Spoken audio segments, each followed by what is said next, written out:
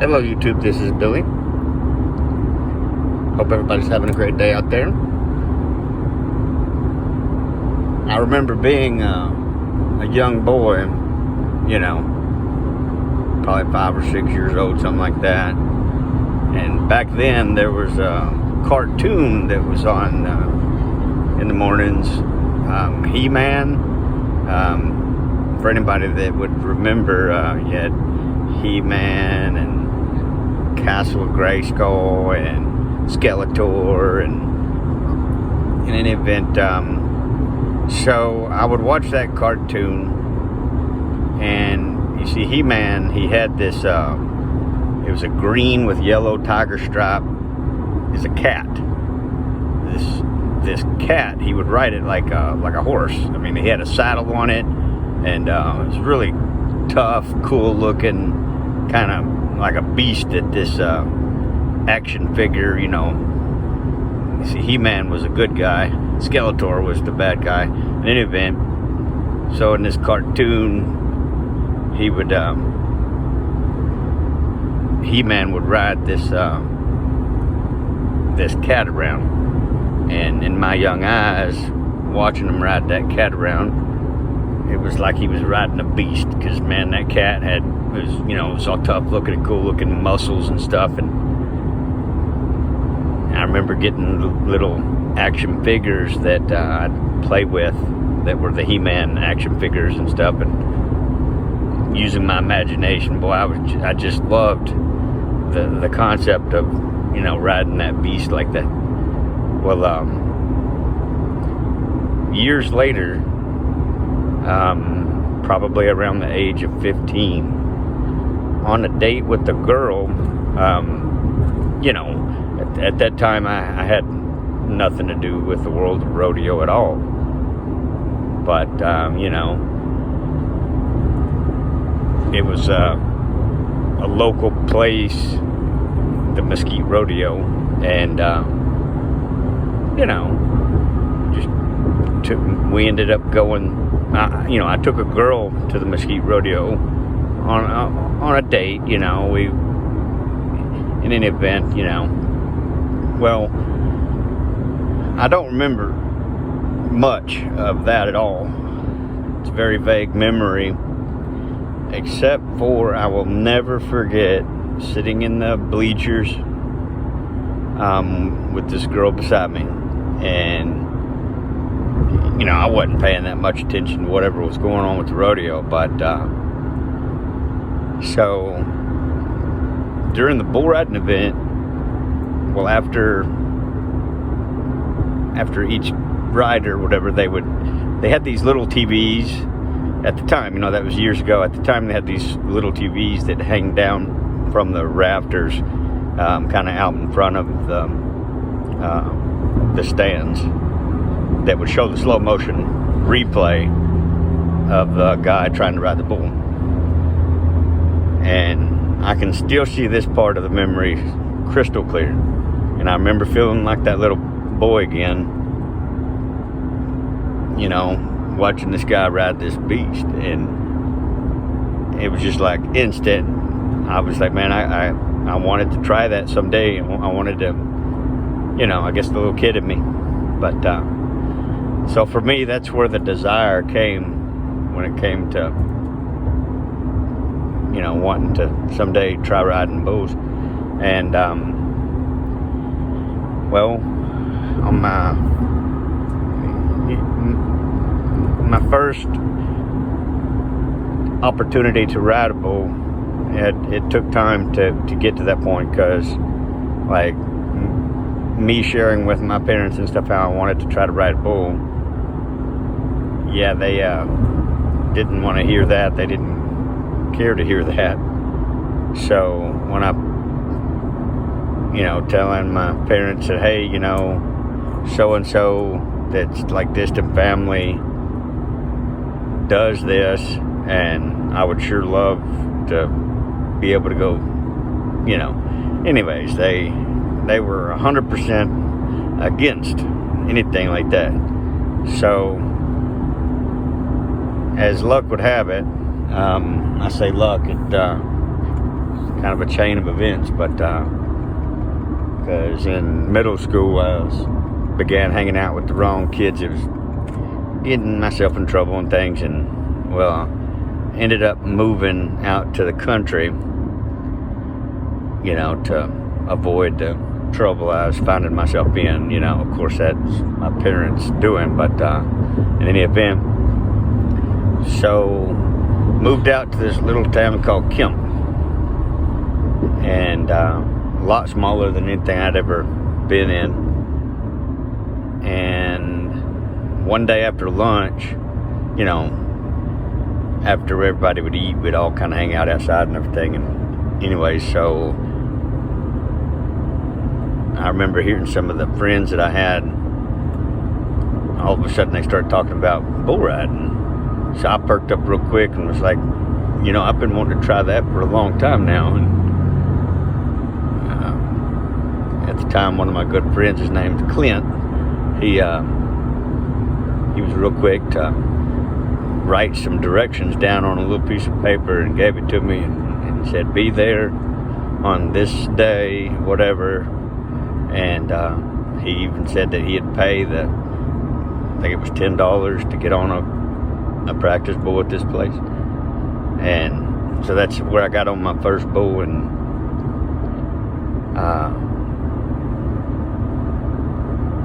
you know, I remember being there and sliding down on my first bull, and it's a feeling like none other that I've ever experienced. But by golly, I was definitely going to go through with this because I wanted to know what it would like. I for whatever reason, I had to know what it would be like to have this beast underneath me and trying to ride him.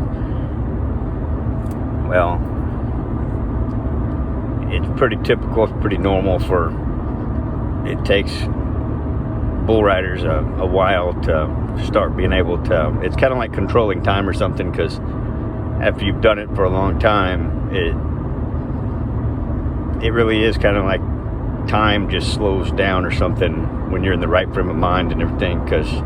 But in the beginning, it's pretty normal that it happens really fast and happens in the blink of an eye that not even sure exactly what happened. And so yeah, my first bull was like that. And now my first bull that I got on was a smaller bull, practice bull, you know. And there was another guy that wanted to try it too. His name was Willie. And so me and Willie were both gonna borrow Clint's equipment, and I went first. So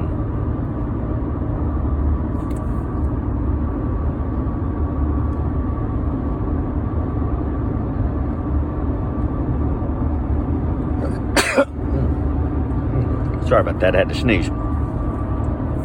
In any event, so I went first and I got on the little bull called Freckles. Well, the bull that Willie was going to get on was at least twice the size of the one I was getting on. So I used Clint stuff to get on Freckles, and then Willie was using the same stuff. So, you know, you can imagine how that was going, you know. So me getting the stuff off and him trying to get the stuff on. And anyway, so like I said, that Freckles trying to ride him went so fast that, you know, in the blink of an eye it was over. And in any event, well, Willie decided to back out of nodding his head on this bull. He got on him and was getting ready and everything, but he decided to back out. And at the same time that he was deciding to back out, all the friends and buddies that was there, for whatever reason, they all decided to look at me and ask me if I wanted to try. And I was just like instant bull riding attitude, because boy, I was like, hell yeah, let's do it. So I jumped right on my second bull immediately after my first bull. Now with Leprechaun, that was that bull's name. His name was Leprechaun. With Leprechaun was a red bald-faced muley bull. Freckles was smaller white speckled looking bull that had decent horns on him, but he was smaller. So anyways, trying to ride Leprechaun immediately after Freckles. I could remember that one a little better. It didn't slow down like super slow yet, but I was able to remember a little bit better. And trust me, I'm sure everybody's a little different, but for me it took time, and I can't say for sure exactly how long, but I rode bulls for 18 years, and eventually it gets to where time just like you can control it or something, because when you're in the right frame of mind, time just slows down, and when you're in that right frame of mind and time's going so slow, now in reality it's going super fast, but somehow it's like you have like cat-like reflexes, for lack of a better way of saying it, because but in any event, so I went to the practice pen every opportunity that I could. I got to where I'd get on every opportunity that I could. I was instantly hooked on riding bulls. I loved it, and I think I loved the challenge. For me, I believe it was the challenge. And now turning professional just kind of happened, and when I say that, I'll go ahead and tell you that story, because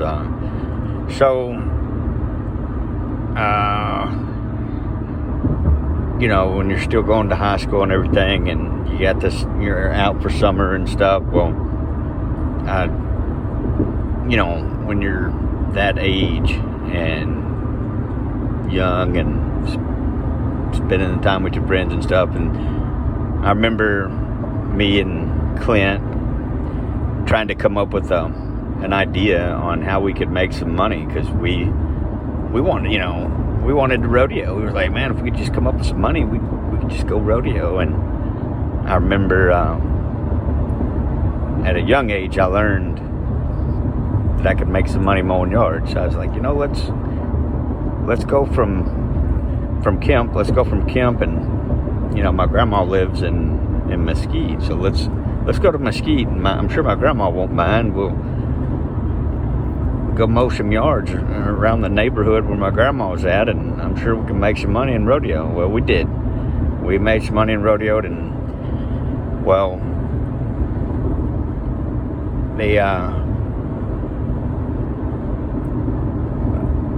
we caught wind of this bull riding event that was going to take place in Longview, and we made some money, so we had the money, and in any event, and I found myself going to this bull riding event in Longview, and I still remember begging my mom to take me, and so this trip that I'm telling you about, going to Longview, this is kind of how I kind of fell into turning professional, because it just kind of happened the way it did. But I ended up doing some good in Longview, and while I was upstairs collecting my earnings, my winnings, getting my check from the rodeo secretary, the stock contractor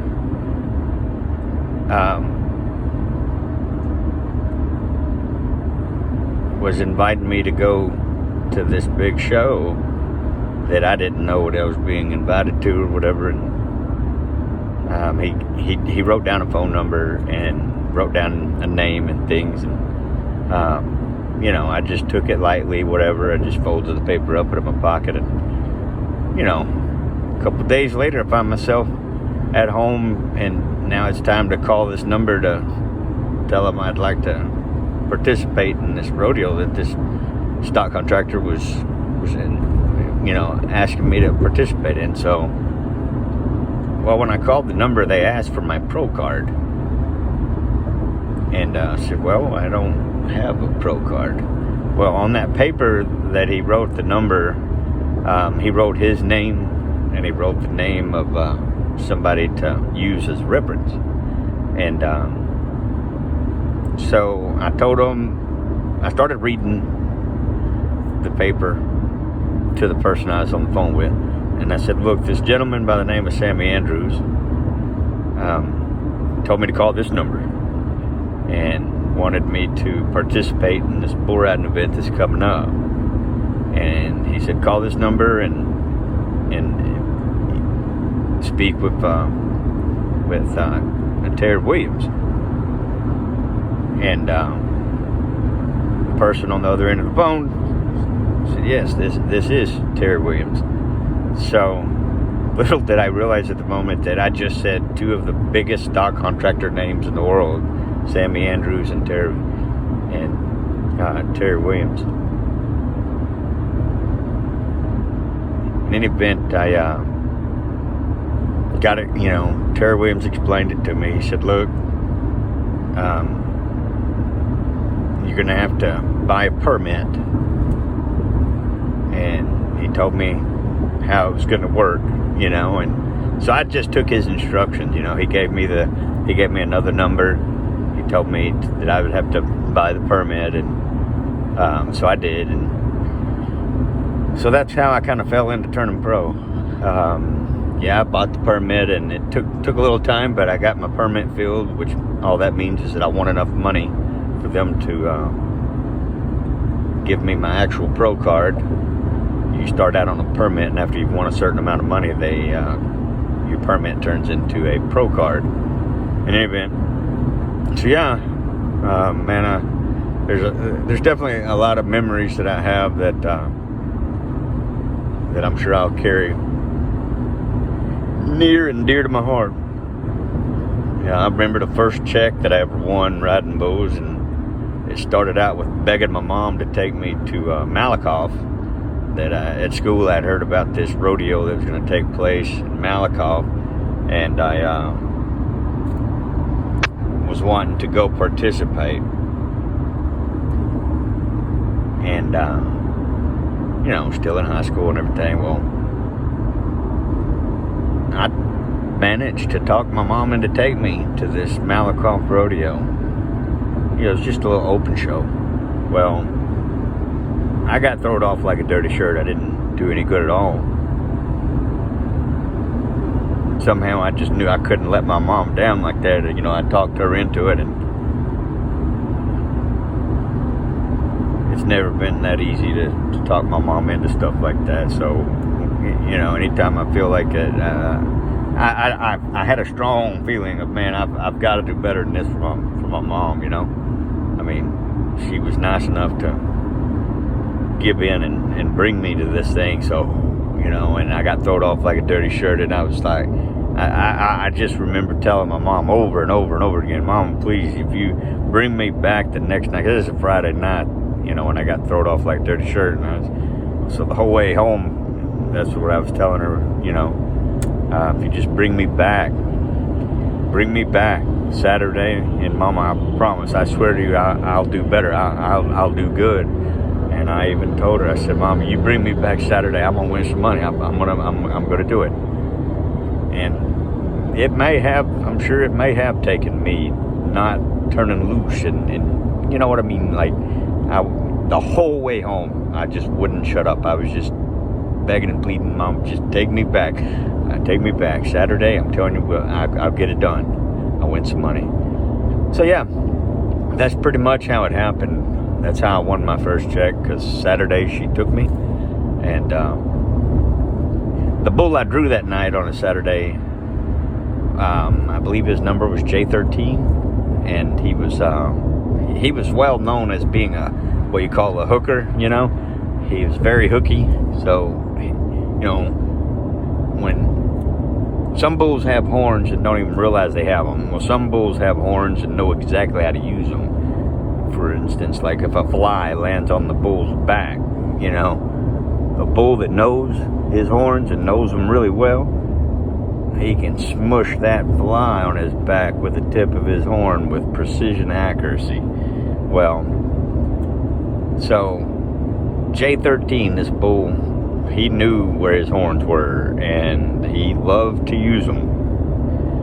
So when you would come off of him, boy, he was going to try to run you down. Well, anyways, and it rained real hard that night. And I remember my mom, you know, being such an awesome sport to see my mother just getting rained on so hard in this outdoor rodeo arena. My gosh, she was so, she didn't run to the car to sit in the car or nothing. She was,